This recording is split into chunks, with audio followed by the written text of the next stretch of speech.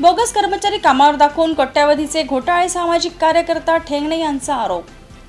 CTPS मध्ये tender चालत असलेल्या काही कंपन्या बोगस कर्मचारी दाखवून घरबसल्या वेतन उचलत असल्याचा आरोप माजी सैनिक व सामाजिक कार्यकर्ता मनोज ठेंगणे शुक्रवारी 12 जुलैला श्रमिक पत्रकार भवनात आयोजित पत्रकार परिषदेत केला आहे। या संदर्भात संबंधित कंपन्यांचे टेंडर व परवाने त्वरित रद्द केल्यास आंदोलनाचा इशारा देण्यात आला आहे। महाऔष्णिक विद्युत केंद्र चंद्रपूर येथे अमोल अँड बाबा कन्स्ट्रक्शन आणि S Prince Hitech private limited यांचे टेंडर सुरू आहे। त्यामध्ये अमोल अँड बाबा कन्स्ट्रक्शन कंत्राटदाराची अंदाजे 2018च्या पूर्वीपासून निविदा टेंडर सुरू असून यांचे स्लीट हॉपर CHP 500 येथे बोगस कर्मचाऱ्यांची संख्या दाखवून कर्मचाऱ्याला मिळत असलेले वेतन कंत्राटदार घरबसल्या घेत आहेत।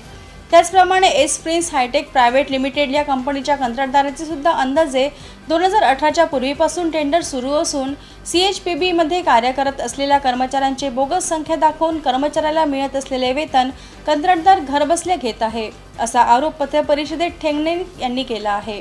अमोल अँड बाबा कन्स्ट्रक्शन आणि S Prince Hitech private limited यांची चौकशी करून यांचे आपल्या कंपनीत सुरू असलेले टेंडर बंद करून त्यांचे परवाने कायमस्वरूपी रद्द न झाल्यास महाऔष्णिक विद्युत केंद्र येथे तीव्र आंदोलन करण्यात येईल, असा इशारा मनोज ठेंगणे यांनी दिला आहे।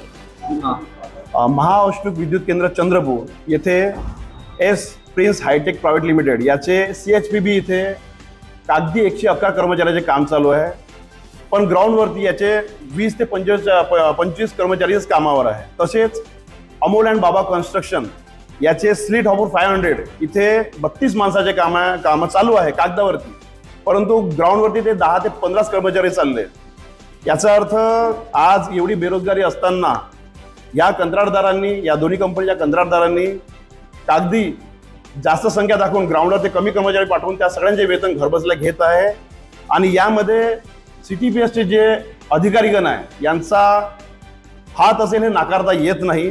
तर आमची मागणी एकच आहे की यांच्यावरती त्यांचे कायमस्वरूपी काम सीटीपीएस मध्ये बंद झाले पाहिजे, यांचे परवाने रद्द झाले पाहिजे, अन्यथा आम्ही इथं तीव्र आंदोलन करणार। जोपर्यंत आम्हाला यांच्यावरती कारवाई होणार नाही तोपर्यंत आम्ही तिथं तीव्र आंदोलन करणार।